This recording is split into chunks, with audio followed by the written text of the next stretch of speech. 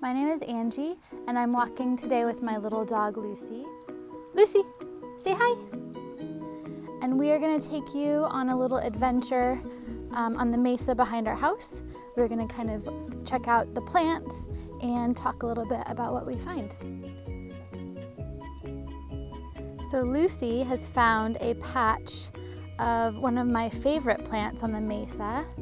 This is called plantain or plantago, and it actually came over here from Europe a really long time ago and naturalized, which means it kind of got comfortable in our climate here and started thriving. So we'll find it in lots of places in California, especially Southern California. It loves growing in big fields like this, you'll find it.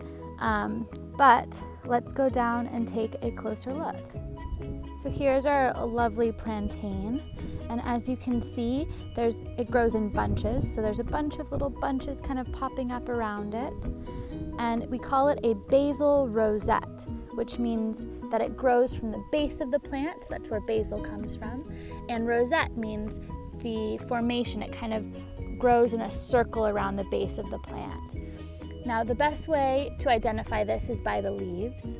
So we're going to take a look. The leaves here are kind of long and skinny, and you see they have these parallel lines that run through them. And they come to a point, just like that. Now, there are some other varieties of plantain that grow here. We have a broadleaf plantain that has oval leaves, but they're kind of wider, more shaped like a lettuce. But this is the English variety.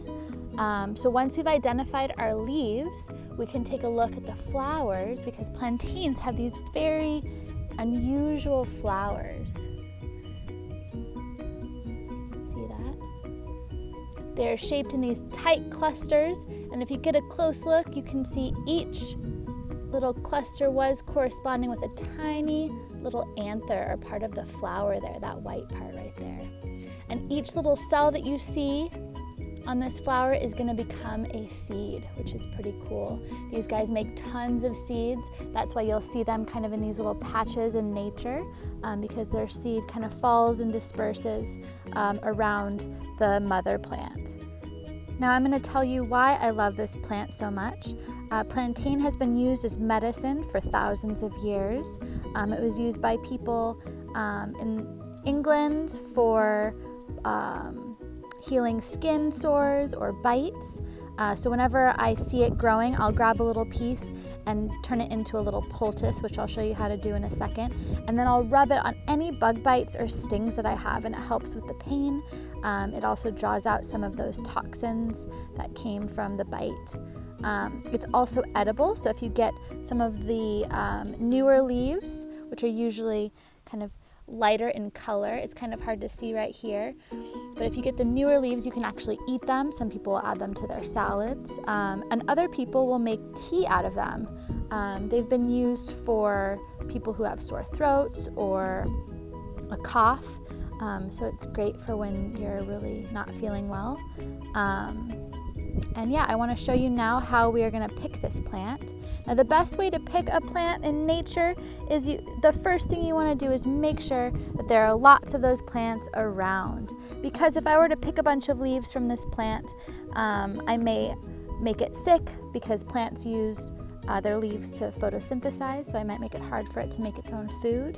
And then I will reduce its population in the wild. And while plantain is not an endangered plant, we still want to be respectful and not take more than we need. So I'm just going to take one leaf today to show you how to make a poultice. So what I'll do is I'll reach down into the base of the plant, and I will find the bottom part of this plant and pull off the leaf from the bottom, just like this. Now you can see I got this little stem from the bottom, and now I have this nice,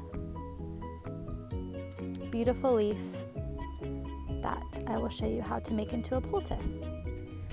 All right, so I'm gonna show you how to make a poultice now. What you're gonna do is take that leaf and you're gonna mash it up in between your fingertips, just like this. And you wanna mash it. As you go, you're gonna feel that it's kind of getting a little bit moist. Your extracting those juices from the leaves, and those juices are what are going to help pull those bug bite toxins out of your skin, out of wherever you have that bite or that sore. So as you can see, it's starting to get a little wet and mushy, and I'm going to take that and then I'm going to apply it right to my bite. So I got a bite here from a big ant in my garden the other day, so I'm going to rub it on my bite. Now some people will make packs and they'll just leave it. They'll maybe get some tape and wrap it around the bite, and that will help suck out even more of those toxins. But since I don't have any tape, I'm just going to rub it on my bite just like this. Now other people make poultices by chewing on the leaves, but I find that the easiest thing is just to mash them up with my fingers. Now once I'm done with this, I can just leave it on the ground, I can bury it.